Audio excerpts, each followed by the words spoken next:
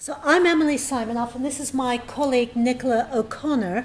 And Nicola kindly agreed to come and present with me today because she's really the woman who knows all about the Molehill Mountain app that we're going to describe to you today.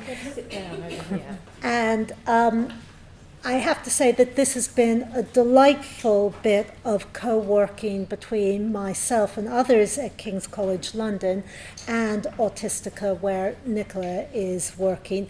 And the very first example that you'll get of this is that the rather miserable slides that I sent to Nicola, usual academic slides with rather scruffy PowerPoint background, Nicola has transformed into having the beautiful Autistica and Molehill Mountain background. So I think a lot of the benefits of this collaboration are in my direction.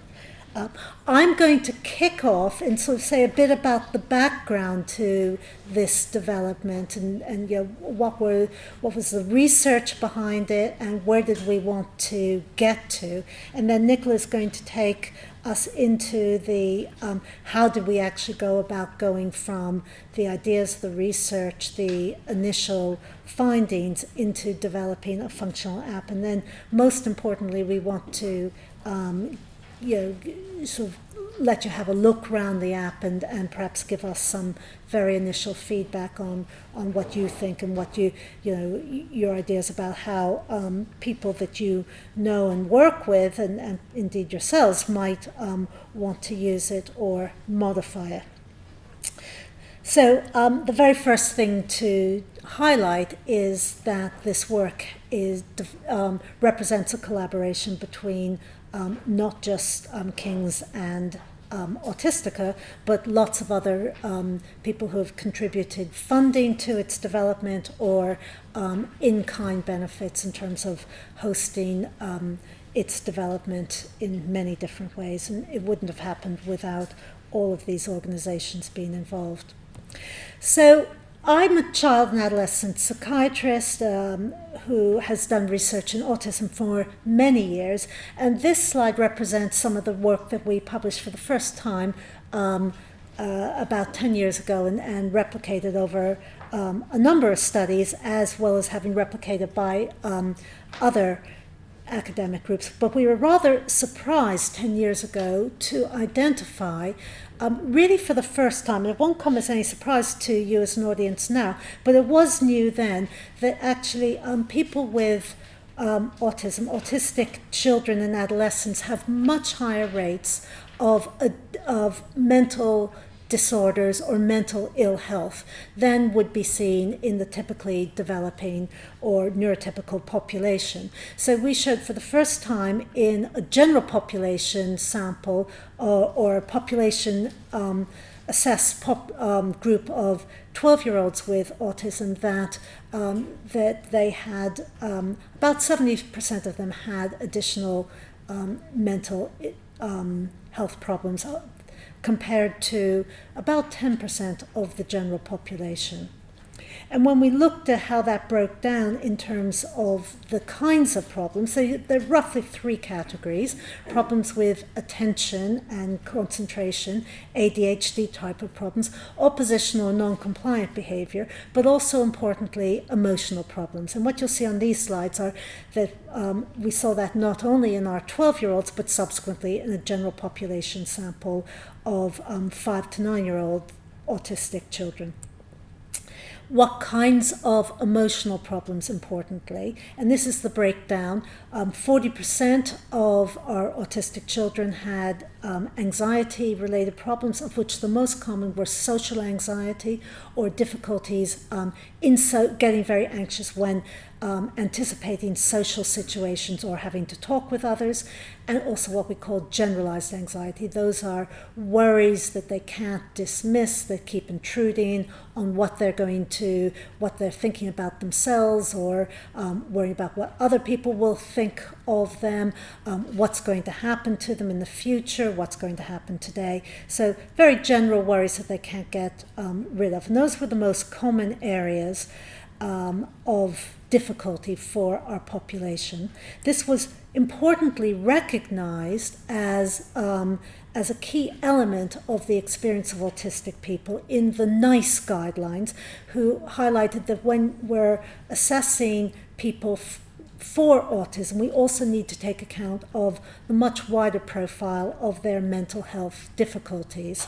And anxiety was high amongst those difficulties that they wanted us to think about.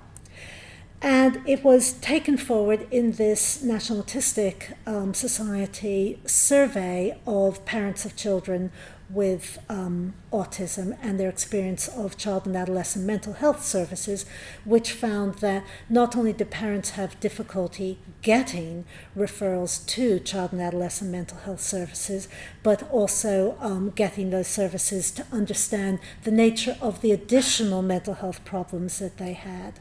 On the other hand, parents reported that when their child saw someone who had specialist expertise in autism, they had good outcomes. So highlighting that the experience of families was that mental health problems in children with, or autistic children, could be treated well, but that there was an inaccessibility of services.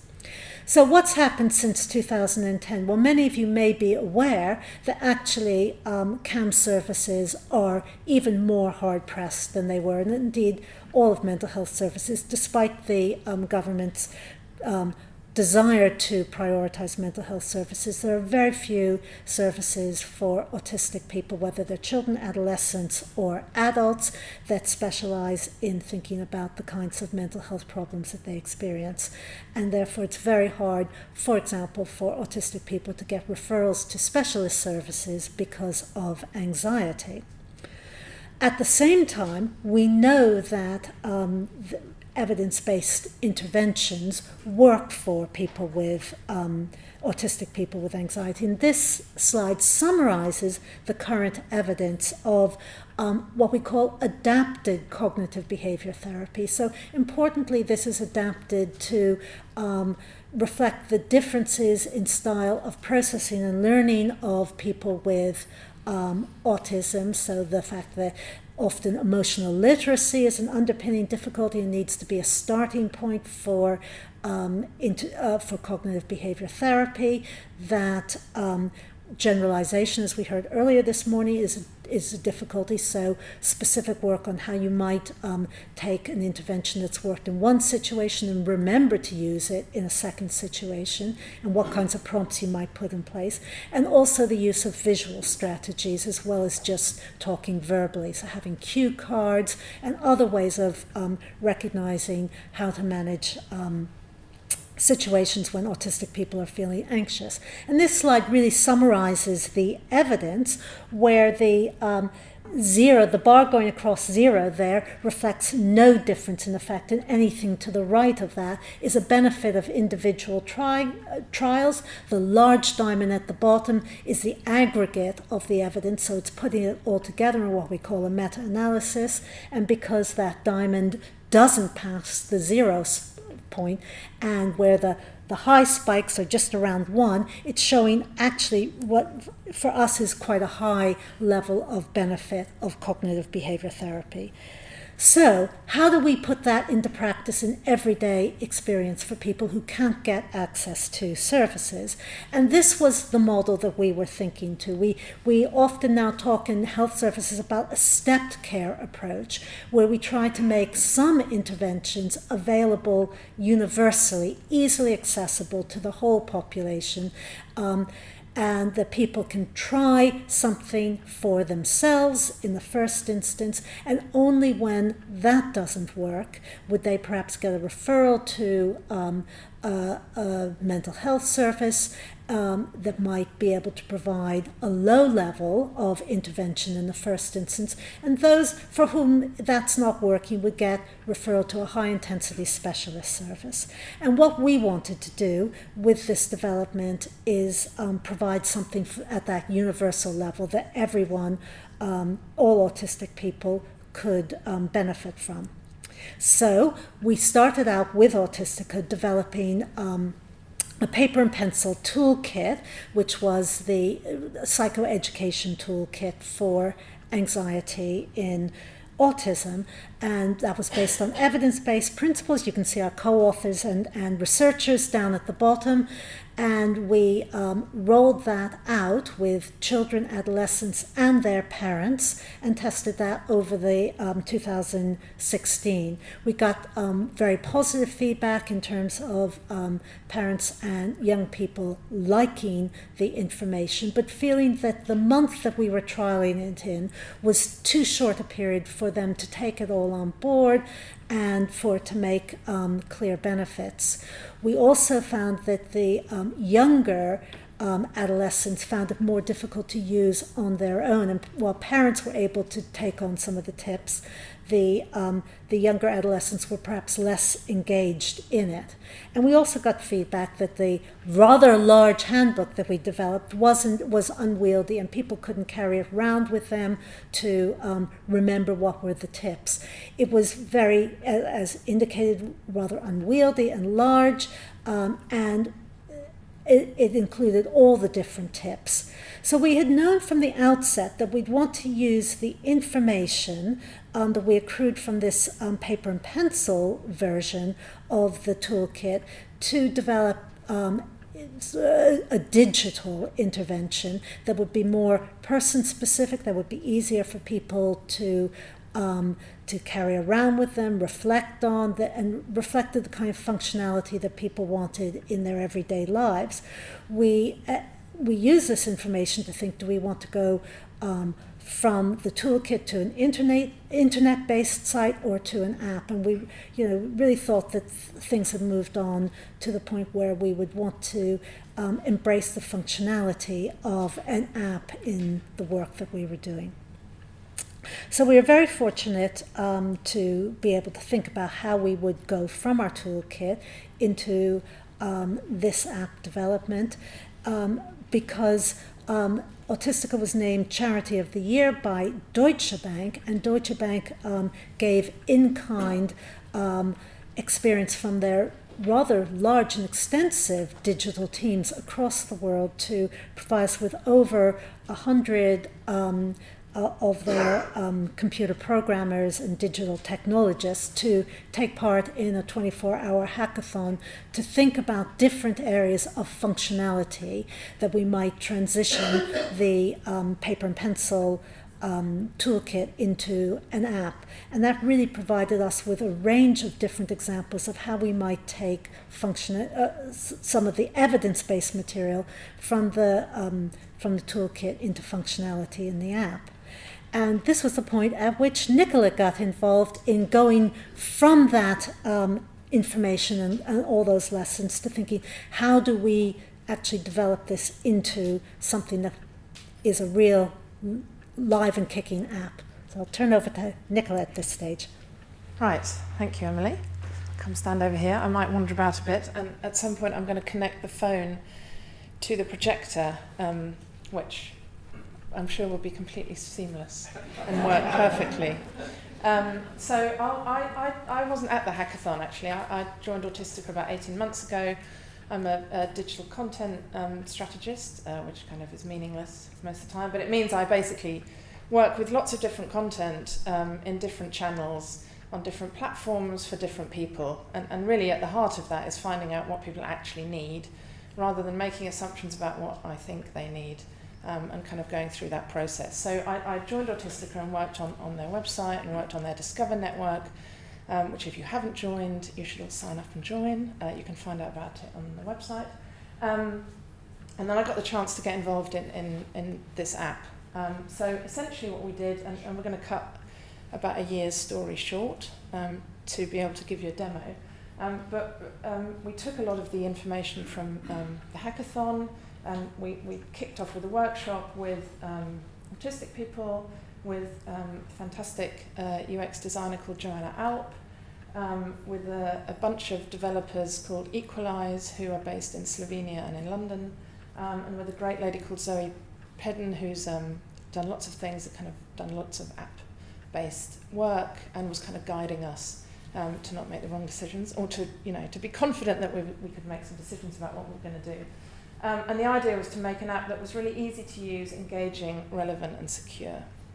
And we knew we couldn't make it too complicated. So what we set out to do was to develop what's called an MVP, which stands for minimum viable product. And the idea is that instead of spending a lot of time testing it out and trying it out and doing all the rest of it, we try and build something that people can actually use, watch them use it, and then kind of put it out there and start to generate the data from actual use and from people telling us what they think. So that's been the approach. We generated what we call user stories. So we did an exercise where we developed some scenarios of different people who would use the app. And out of that we developed what we call user stories. So that's what people like, little stories describing people's needs, the kind of things they might want to do with the app, so that we could get the developers involved and understand people's context and what they might want to achieve with the app. Joanna and us as a team built a digital narrative from the evidence. So the idea was to decide on a few simple things that we could try, because the information contained in the toolkit is, there's a lot in there, and there were a lot of different things we could have done, and there was no way we could package all of that into one app. So we needed to figure out which bits of it we were going to focus on first. And then we began to imagine this world of Molehill Mountain and how that might work, and how we might keep people engaged in a process to think about their day and think about their anxiety and think about how they were dealing with it. So as Emily said, we had a workshop with, so there was the big hackathon. With Autistica, we put a survey out on app use and anxiety via social media. That got 500 responses, but I think, as we heard in the talks this morning, it didn't tell us that people were using apps in any different way. So autistic people and non-autistic people weren't necessarily using things differently. We had lots of parents respond as well. And then we did 3 rounds of prototype testing with 20 autistic adults. So we decided to focus on adults because that would be the quickest way to build something that we could get out and try and test. The initial prototype was a phone-based prototype, but with flat screens. So we hadn't built any of the logic behind it. We hadn't built any of the code. So they were just the designs, really. And we tested that with some lovely people who came into the office and helped us out with that. We put out a user survey for people to tell us before the app was available what their goals were for it, and we've had 175 people complete that survey, and also a post-use survey to tell us what they think, their initial thoughts.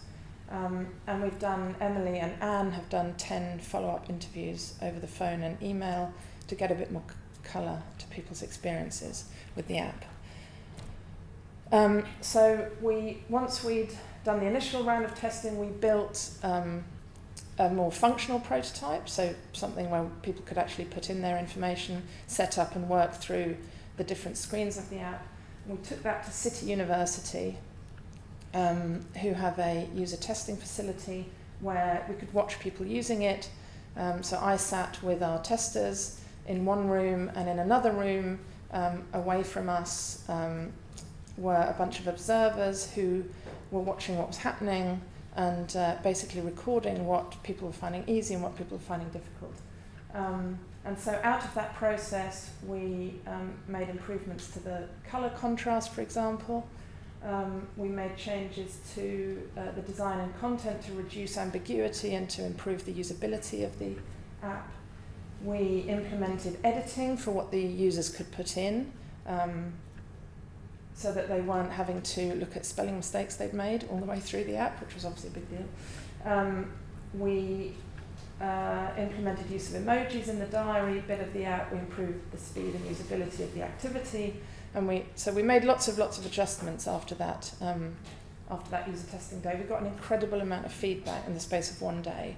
If any of you are involved in doing these sorts of things, I highly recommend doing user testing and watching people use your product, because or getting involved if you have a chance, because it's just a fantastic way to learn whether something works or doesn't, and it takes your own assumptions out of the picture. Right, so I'm going to do a demo now, so I'm going to switch over, but just to summarise before I show it to you.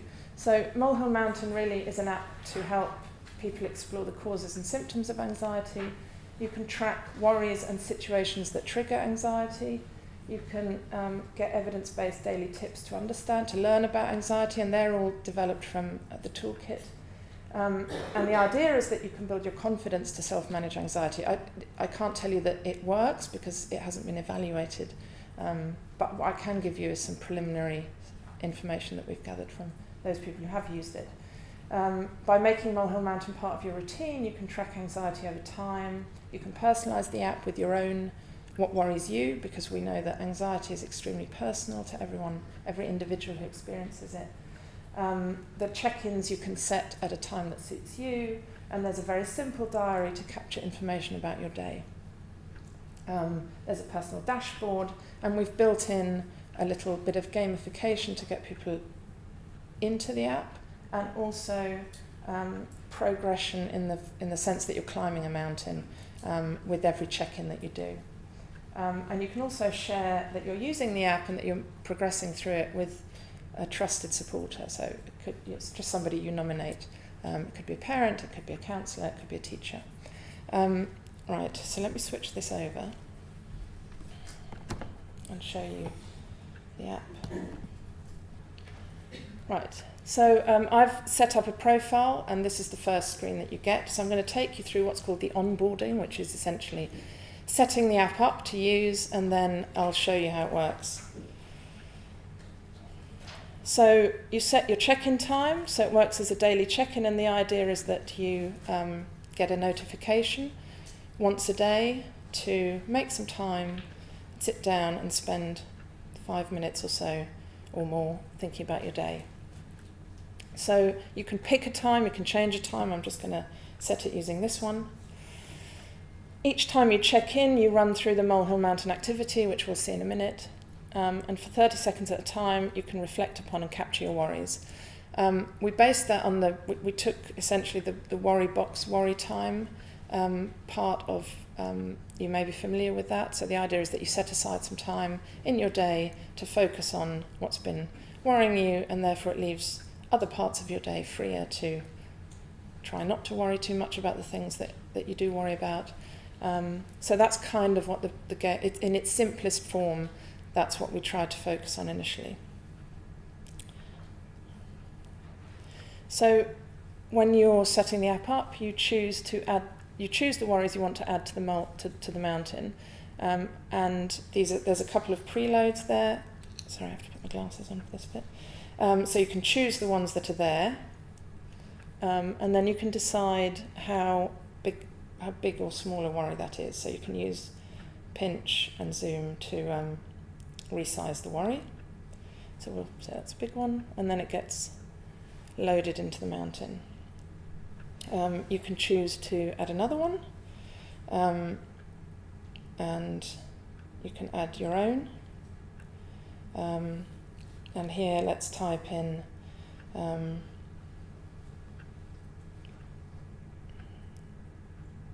so this was a worry for me this morning, and I overshot the station, so that can work. You can make that little. So the point about this is that it's completely personal to you. You can choose the ones that are preloaded, or you can decide on your own. You can edit them every day if you want to. So the idea is that you can share your progress if you want to with someone you trust. At this point in the minimum viable product, this is very simply a text message or a WhatsApp message you choose that tells your trusted supporter, I've taken on Molehill Mountain, I've completed another check-in, and then your supporter can text you back and say, well done, keep going. So that's the idea. There is scope for us to think about how this might develop and what people might want to share with others, and to actually use it in partnership with. So the idea is that we may well think about a buddy app for this one, so that the autistic user can use it and their supporter can use it to share what's happening to them. So I'm not going to do that right now. Also, when you start using the app, you're asked 4 simple baseline questions about your anxiety. And the idea is that on the dashboard, on your personal dashboard, it kind of tracks how you're feeling over time. At the moment, it prompts you to answer these every 14 days if you're a regular user of the app. But we may play with how often you ask these, and we may play with other inputs for that dashboard, depending on what people are telling us. And we've had some amazing people have been incredibly open and honest with us about how they're finding the app, good and bad, and it's just incredibly rich to be able to develop it based on what we're hearing. So we've got loads and loads to work with. So you answer these questions, and you can find out a bit more information about what those questions mean. So there's some examples about what that question actually means, because some of the feedback we got was, well, I don't really know what you want me to say when you ask me that question. So we've included these examples. So we go through, again, you've got more info there about the question that you're being asked, and then you're all set to go. Right, so now that's just the onboarding step, so that's what you do when you first use the app. Now this is what would happen if you got your check-in, if you got your notification to check in, you would open the app and it would say, welcome back to Molehill Mountain, Nicola, or whoever, whatever name you've put in. Are you ready to capture your worries? For 30 seconds you can reflect on and capture your worries. Tap your worries to pop them and score points. Your time starts when you click below. Now, this is a Marmite activity, I can tell you, from the feedback we've had already. Some people have told us this is incredibly calming, allows them to experience a period of kind of mindfulness, very relaxing. Other people hate it. And we're embracing all of that feedback. So I appreciate that in the room we might have an equal split. So the idea is that things pop out and you can tap them to score points. You can also just leave them bouncing around. We had some lovely feedback from one lady who's finding it very useful, who just watches them bounce about and bounce into each other. And if she's dealt with one of the worries that she's plugged in during the day, she'll pop it. So, and all of your worries will pop up. It's not, if you've put in 13 worries or 10 worries, it'll pop them all up in different. So I captured 3. You can have another go. Some people have told us that they like being competitive and that it's far too slow and you can only score 20 points. So that, there's lots to play with here, but this was kind of our initial stab at a way of hooking people into the app. That's not in a kind of negative way, but providing something for people to come back to and engage them when they go straight in. And then you can do that. There you go. Right, so after you've done your 30-second activity, you unlock the daily tip. So this is daily tip number 1, and it's a little bit about Molehill Mountain. We've tried to keep them as short as possible, and what we did for the first 14-day program of Molehill Mountain is to take a thin slice through all of that incredible content in the toolkit and try and introduce those concepts over the course of 14 tips.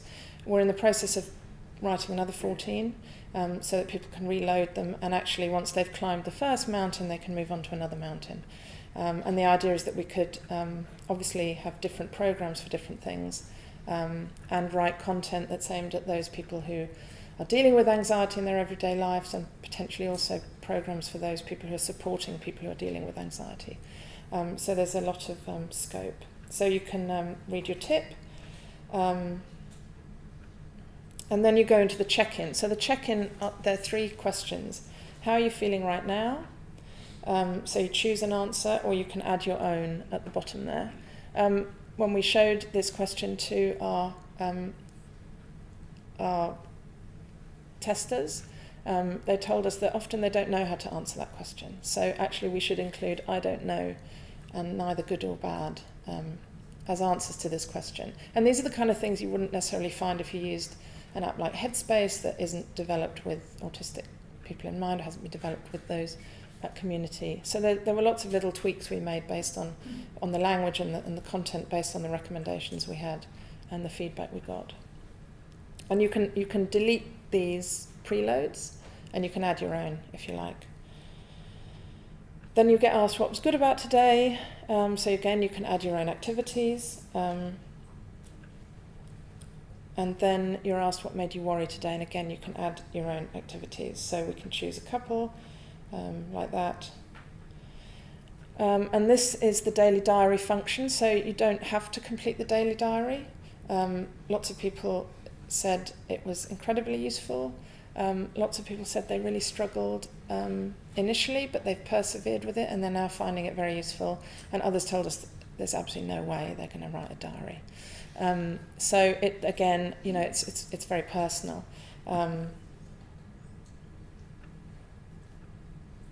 And so this is Molehill Mountain. So we've completed the first check-in.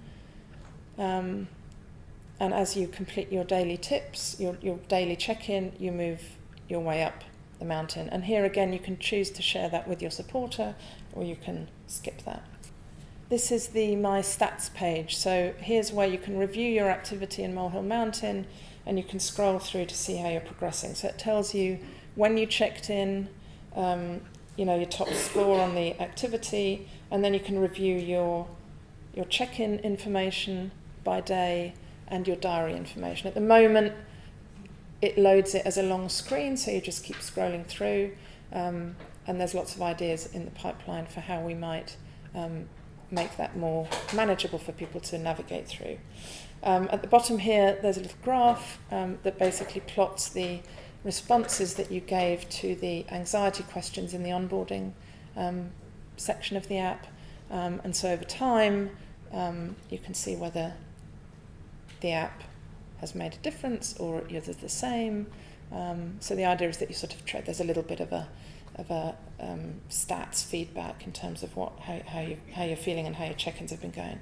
And then in the menu, you can review all of that stuff. You can review the daily tips that you've collected and go back and read them. They're all stored in here. So you can reload those, and you can go in and edit your profile and various other things. So you can go in and change your name or whatever, change your photograph. You can choose and edit your worries, your daily check-in, your support person, and all of those sorts of things. And that is it. That's the app. So I'm just going to switch back to the computer. So we launched the Apple version, the iOS version, the iPhone version at the beginning of July, on the 10th of July, and we launched the Android version on the 13th of August. So they've only been out there for a couple of months. We put together a feedback survey so people could let us know what they thought. And we've done some follow-up interviews from people who said they'd be happy to talk to us about their experience of using the app. That included people who've used it really regularly and people who downloaded it, tried it once and really didn't like it, but were really helpful in that they completed our survey and said they'd be happy to talk to us. So we've been able to have some conversations with people for whom it really didn't work.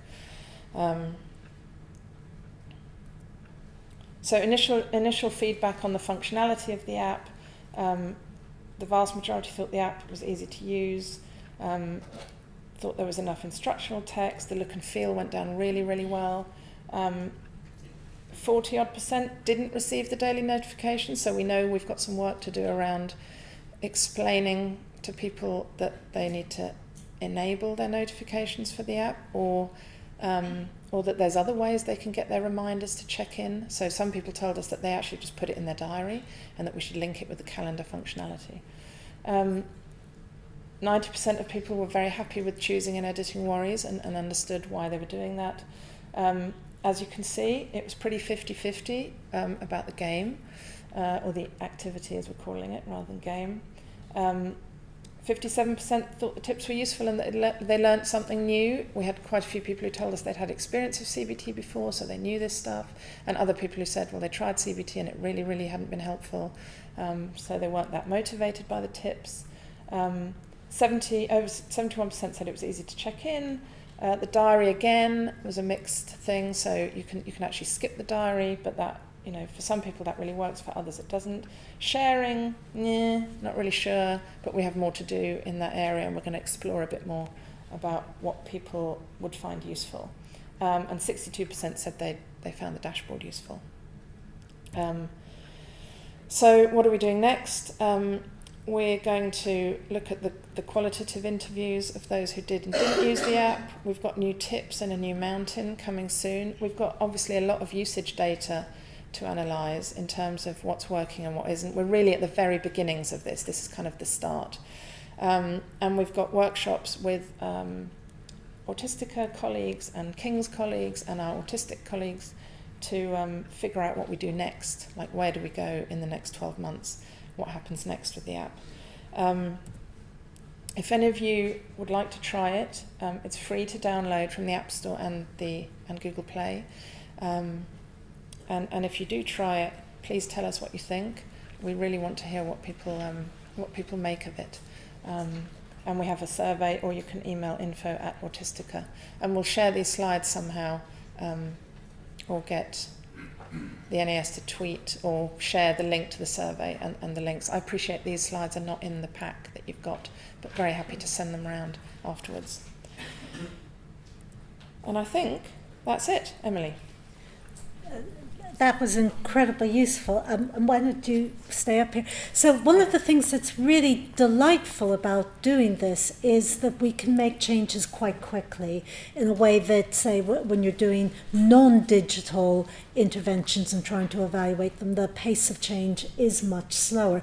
The kinds of things I think that are immediately evident to us are what are the areas of functionality that we're not yet providing for people that they would find really very helpful, like better ways of bookmarking the tips that they found most useful themselves, but also understanding the group of autistic people who and their carers who aren't finding the app as it's currently configured useful for them, and are there is it just because this isn't the way in which they're going to engage around their anxiety, or are there really different kinds of functionality that we could provide that would be useful for them?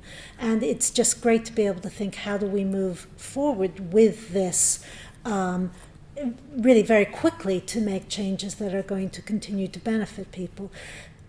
What we have at the moment is information from people about whether they like or don't like, use or don't use the app. What we don't know is whether it helps them with their anxiety, which of course is the ultimate aim, and that will be one of the really important steps about the evaluations moving forward.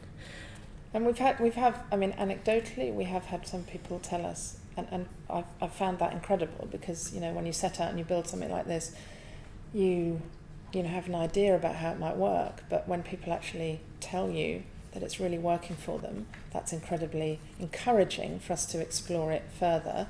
But as Emily says, that evaluation needs to be done, rigorously, to make sure that we can really understand what the benefits are and what, that we're not making people more anxious. So we've had some people tell us that actually focusing on their anxieties makes them more anxious, right? So we need to be really sure that we know and can explain what that is, and then potentially develop content and messaging for those different types of experiences. And that's what the next phase will allow us to do.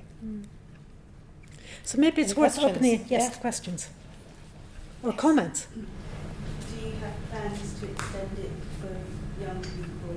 Because I'm a parent, so it's really interesting. And I know it's, you're literally just starting out, aren't you? Yeah.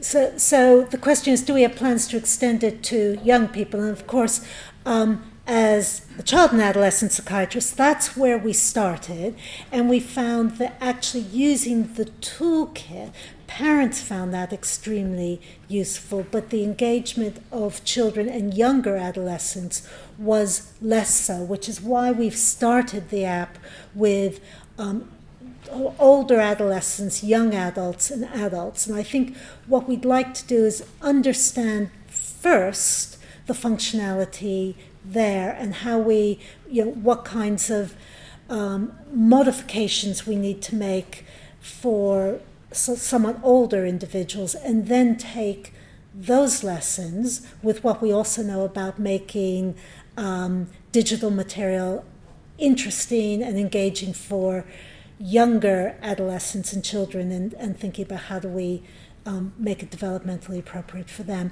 as well as, of course, their parents and carers, because even when children and adolescents may not engage, it can be incredibly helpful to parents, which is what we found from the toolkit. There's a question at the back there. Yes.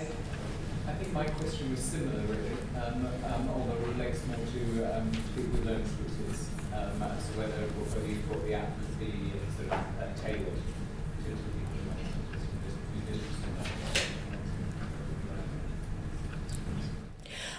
I think so. The question is whether the app can be tailored for people with learning disabilities, and presumably you're also thinking people of lower verbal levels, because it is very verbal at the moment, and that's important to acknowledge. I think that will be an incredibly important element to develop moving forward. How much of that will be parent/carer mediated, but we will want to do that work because really our interest is in providing something that is more universal. And what I envisage, for example, is we might have different versions down the line that are perhaps less verbal, more dependent on sensory and visual input. Yes, at the back. Can you explain to those of us who aren't psychologists the thinking behind the controversial activism? What's the positive or the aspiration about how that activity/game would assist in reducing inequalities? So this is around the game and the pinching or poking out the balloons, or whatever you want to call them.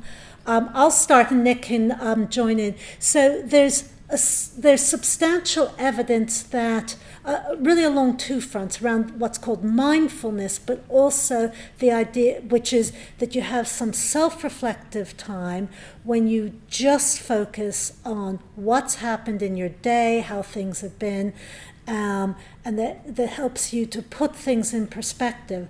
At the same time, there's also evidence from cognitive behavior therapy that having a time for looking at and managing your worries and then putting them away and getting on with other things, for many people can be quite useful. One of the things we know about all people with anxiety, but I think it particularly pertains to autistic people, is this getting stuck on your worries. So they get into your head and you can't get rid of them, and you're going over and over them, and that's a particular characteristic for autistic people. And the idea is that this may help to know, I've got my time, it's going to be at whatever, 5:30, and I'm going to look at them and I'll deal with them, and then I'm putting them away. Nick, do you want to add anything?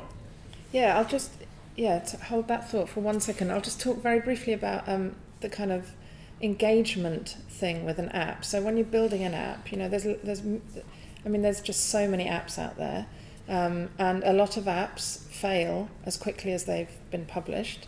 And if you look at the different types of apps out there, I think engagement is really, really critical. Like, you need to put something in there that delights people or intrigues them or causes them to go, this is a bit interesting. So rather than just chuck up those 3 questions, which we could have done, actually the idea that we needed to build in, and there's from the kind of digital product development world, the idea that there's a cycle where you need to, give people something, solve a problem for them, give them a hook that brings them back, reward them.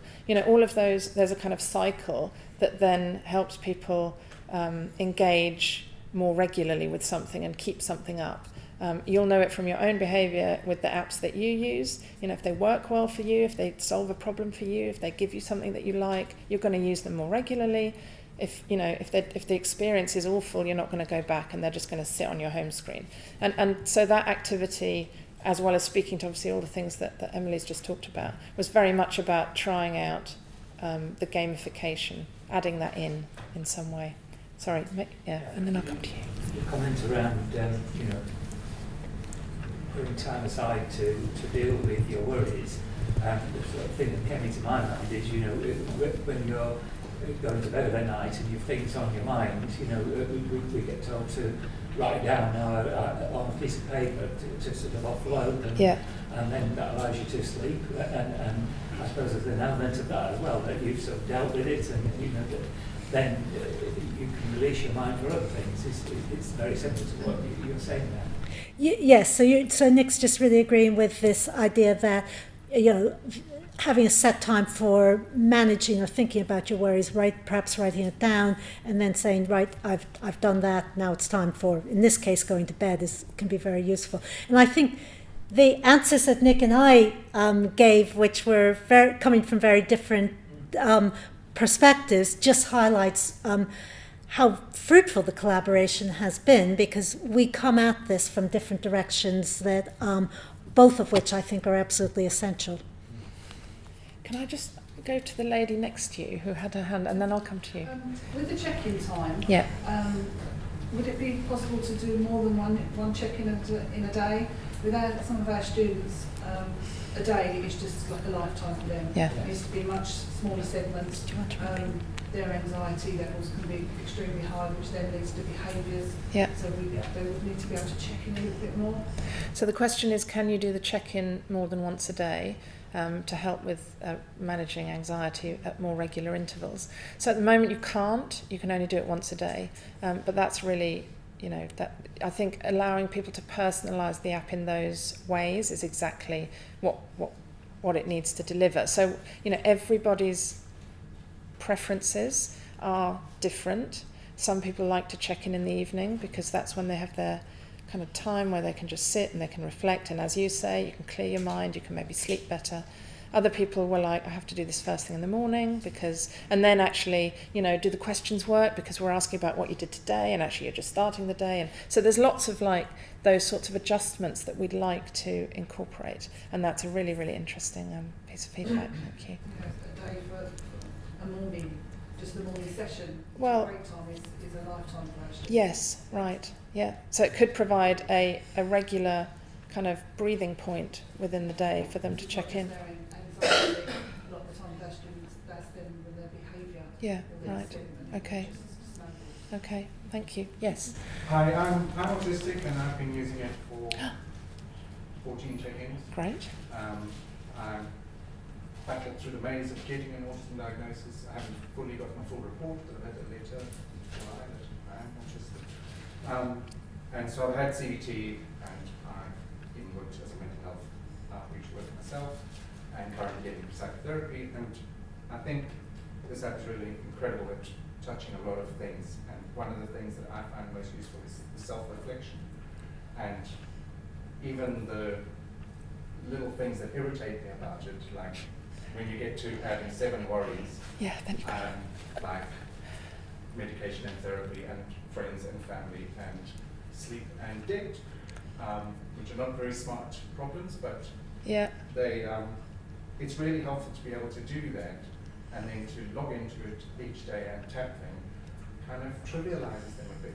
Right. I like the idea of turning them into molehills. Okay. Turning mountains back into To molehills. So it's the monitoring and the self-reflection that works, and I think a lot of the kind of wisdom in the design of the app could be sold a bit more to people who might first interface with it and not really see the wisdom of that. The other thing is also, I've just thought of 2 other things that I've used that are similar. There is a thought diary, a CBT thought diary, which is quite similar. It's more kind of giving you access to more CBT earlier, but in that one, it's definitely preferable to check in as many times as you like in a day. Right. Because for me, I'll sometimes check in on that 1 to 5 times in a day. Mhm.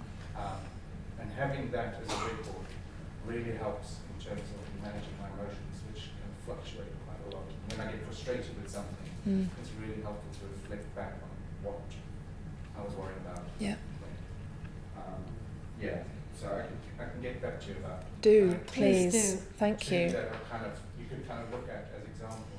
And actually hearing people's, personal testimonials about using it is exactly what we want to hear. And actually being able to then to share that with others is I think the way we can improve it and actually learn from those using it. The idea is that this absolutely needs to be driven by the people who are using it, and then we can see how we can improve it. We can't obviously do everything because it costs a lot of money to do apps. Thank you very much. Yes. Hello. I think the app looks absolutely fantastic. Is there any element of sound? So the question is there any sound in the app? At the moment there isn't. We've had a really lovely suggestion that when you pop the bubbles, it should make the sound of bubble wrap popping, because we've had lots of, and there's all sorts of things we could do. I mean, if we, I think that the beauty of building an app, which is, why we chose to do an app rather than put it on the web, there's information on the web, and I think we will complement what's in the app with information that's online. But there's all sorts of ways you can integrate apps with the functions in your phone. So being able to personalize the colors, the background, being able to choose the kind of sounds that you'd like, being able to turn it off or turn it on. These are all sorts of things that we can explore now that we've got the MVP and we can hear ideas from the community.